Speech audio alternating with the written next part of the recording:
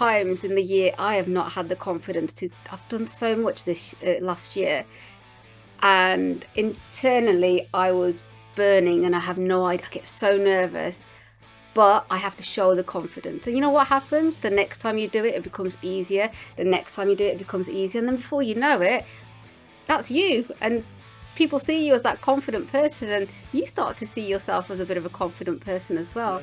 I'm Mike Harris, and I help businesses to successfully grow their turnover and profit. In the last year alone, I have helped dozens of businesses at least double in size, and I work with small, medium and large businesses, including startups and multinationals. On the Leaders and Strategy podcast, we like to explore the ideas shaping the future of business leaders. So today we're ringing in the new year with a special episode dedicated to hopes, aspirations and bold visions for the year ahead. 2026 is here, and with it comes fresh opportunity, bold ambitions and yes, some big questions. What does success look like for business leaders in 2026? How do we turn hopes into tangible results?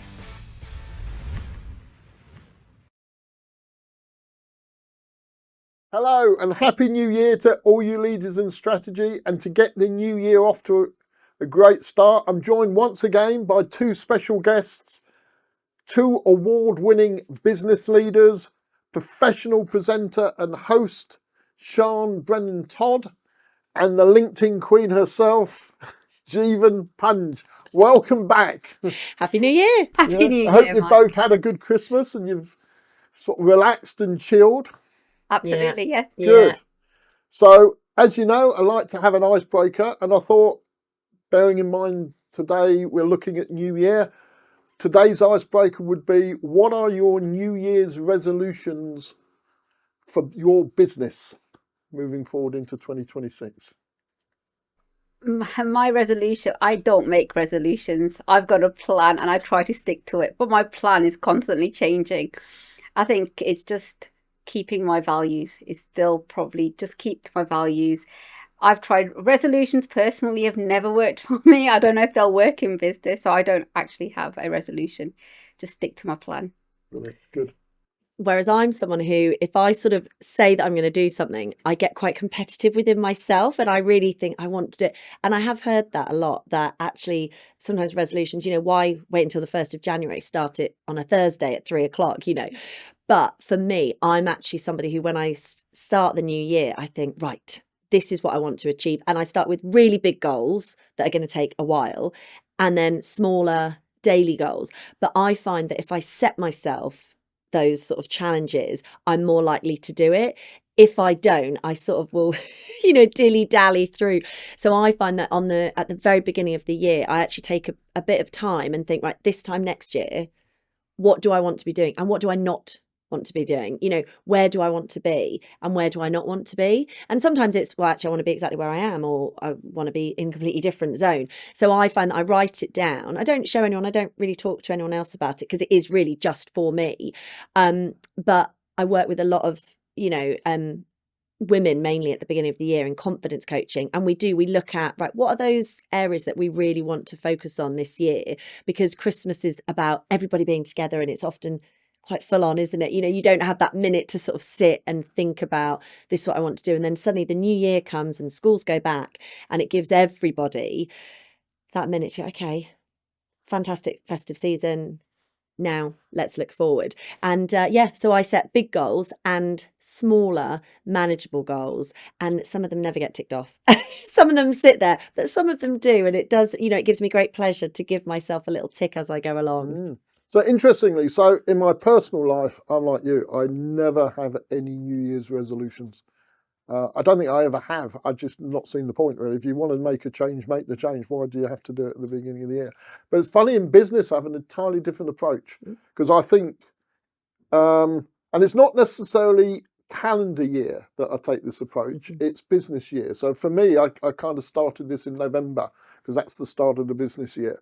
And I pick 3 things that I'm going to do different in the year ahead to make us better than what we did the year before. So something that's going to improve. So it might be about a behaviour, it might be about a certain approach. But unlike you, I then go and tell everybody, because I find if I don't, I won't do it. Yeah. if I commit to it and tell people, they all come back to me later and go, how have you got on with this, and how have you, and I can't, a bit like I'm competitive, I can't say, oh yeah, I forgot about that, I never did it. So I know to drive me forward, I have to tell everybody about them. So Get so that holding you to yeah. accountability. So one of the ones I've picked for this year is that I found, my background, I think I mentioned before, is the construction industry. And I found over a period of time I was doing less and less in construction. And then last year somebody said to me, I was going to give you an order, and I went and had a look at your website.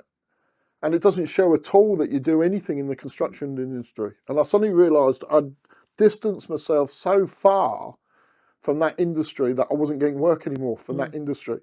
So I decided for this year I'm going to sort of go back to the core, back to the roots a bit, and push and emphasise. Started that in November. I've already got 4 orders just Well by done. refocusing back onto sort of my core skills and my core sort of strengths, really. And to me, that's like a New Year's resolution, really, is I'm going to actually do something slightly different and focus on it in a different way. So kind of like you with personal life, don't even think about personal New Year's resolution, but more like you with the business ones. Although, as I say, I tell everybody what mine are going to be. I like that. Hence why I've done it on the podcast. I can't get away from it now. Yeah. So on to the questions for today. What does New Year symbolise for you as a leader, Sian? I think for me, it does symbolise turning into a new year. And I know I've got a friend, a very, very good friend, and she always used to laugh because I was always like, I loved New Year's Eve. I was always one that, when I was younger, I always wanted to go to the big party and celebrate it. And then, the start of the new year, I was like, right, New Year. And she was always like, it's just the next day. But I do have that mentality of, no, this is a new year. I'm a bit like, I'll start that on a Monday and then go for it. That is just how I work. So for me, in this new year, I have set goals that I know I want to achieve. And some of them are quite tricky. And so I'm already thinking, right, we're now in January. So by the end of January, it's a long month. It's a long month. It is a long month. But by the end of January, right, that's 31 days. Right, what do I want to have achieved? Because actually that's 1/12 of my year gone. So for me, I think setting goals and really following them, and I do find that quite challenging. Sometimes in January it's a bit grey and dreary, and Look at those goals. It's like, not plan. Oh, do I have to look at it? Yeah. And that's actually when that growth comes, isn't it? And often what I'll do is I will find days where I want to be with like-minded people. So if you're sort of going off, I always say that to me is a really key thing, being with other people as well, because they will sort of say, oh, how's that going? And if you haven't done anything on it, it's a reminder for you to go, actually, last time I saw them, I hadn't done anything. Yeah. Right, let's take that step. So I made a whole career out of doing that, turning up and saying to people, why aren't you? and a lot of my customers say that to me. It's only knowing you're coming in next week that actually gets me to go and do something. So You're the accountable man. The accountable man, yeah. But yeah, no, I'm looking forward to this year. And I think there's loads of, I obviously work in events, and I feel with the presenting and hosting, I feel that events are growing because people actually are enjoying that, after COVID. I wasn't living here, we were in Australia, but I know more people obviously working from home, but actually people are craving that interaction, not necessarily all the time. Some friends of mine are loving that they work at home, but actually events are really great. Music festivals that I often work at, and various different dance and cheerleading events and award shows, people are actually really craving then being together with other people, especially with like-minded people. They want to share ideas, they want to collaborate, they want to get inspired. So I'm quite excited about hopefully events this year that are going to really move forward and shape businesses and inspire people, because at the end of the day, that's what we all want when it comes into a new year. You want to have that inspiration or that drive or that goal, and I think it really helps if you've got other people going along with you. Jeevan, how do you see New Year symbolises for you as a leader? I think for me, so the last year was just doing things on the whim, kind of. I just say yes and I just do things. I will have more of a plan this year. And I do have a plan, and I've always had a plan, to be honest. It's just looking at the plan and going through the plan. So this year I have a 3-month plan, a 6-month plan. and a yearly plan, and I've really focused on that. So Excellent. so that's what I'll be doing. Yeah. Can I ask you a question? Do you do your plan on your own? Yes. So do you sit down and go, right, this is what I want, or do you have input from No, others? it's just me. Because that can sorry, I know we're sort of Yeah. but that can sometimes be hard, isn't it? Writing your own plan for you, because you're not getting input from anyone And you else. only know what you know. Yeah. Sometimes it's other people's. Because I often will write mine and then I'll get someone else to maybe have a look at it, someone who's quite honest, because that can be helpful. Otherwise, when you're writing your plan, you know where you want to go, but having that input can be helpful, I think, as well, when you're like a small business. I think that's why I drift away from it sometimes, because you do need other people's input. Yeah. And when I first started the business, I did. But then as you start to grow, it's that time and you forget. And that's when you need to go back to what. So there is an alternative to this, and that's just watch my podcast. And that will keep you on the straight and narrow. There we go. Keep yourself on the straight and narrow, because we will be covering this in the podcast. Get that plug in. Get that I like plug in, it. yeah. So looking back over last year, Jeevan, what's one leadership lesson that you'll be carrying forward into 2026? Showing confidence. Right. And I think that goes really well. There's that saying, isn't it? Fake it till you make it. And at times in the year, I have not had the confidence to. I've done so much this last year, and internally I was burning, and I have no idea. I get so nervous, but I have to show the confidence. And you know what happens? The next time you do it, it becomes easier. The next time you do it, it becomes easier, and then before you know it, that's you. And people see you as that confident person, and you start to see yourself as a bit of a confident person as well. Yeah. So I think that's the thing for me. Yes. Yeah, definitely. What about yourself? Well, can I just say on that, confidence is built. This is like my tagline all the time, is that, but it is, it is built from doing those daily things wrong to then work out, right, this is actually how I do it right. But, it's like with posting content, you have to post all the terrible content to get good at it. Or, when musicians start, they're not very good, but they have to not be good to get good. So it's constantly, isn't it, sort of thinking, I can only get better if I do it. Absolutely. You just reminded me, actually, I do my newsletters every month. And one of my first ones, like this was last year, the year before, I sent out a newsletter to everybody, and I thought I checked it and it was perfect. It wasn't. My photo of me at the top of the newsletter was sent out the wrong way. I know, my face is like this. I learned from it. I know what I did wrong. That's because you're checking everything else. I was checking, paying attention to everything else. And the thing that people first see, that was totally wrong. But you own up to it. I did that. I made that mistake, and you just get better at it. But it is a learning thing, isn't it? You're constantly. Yeah, but sometimes you make connections through things. People remember that; they'll think it was amusing. I got a few emails. Yeah, exactly. Yeah, no. What's it? No publicity is bad publicity. That's what they say, isn't it? So, it's true. Yeah, it's true. Yeah. What was remind me of the question? Oh yeah, what was the question? Looking back in the past year, what's one leadership lesson you'll carry forward? I think for me is being really open to collaboration, because last year I felt was my year of collaboration. I started reaching out to people because somebody actually said it to me, and it was fantastic. And I met so many people on that journey, and it was only the start. It was literally only sort of halfway through the year that I was like, oh, collaboration over competition all the time. And, I've sort of learnt that in coming from the dance background and cheerleading, where, you're constantly in competition. But actually, collaboration for me last year was a really key area.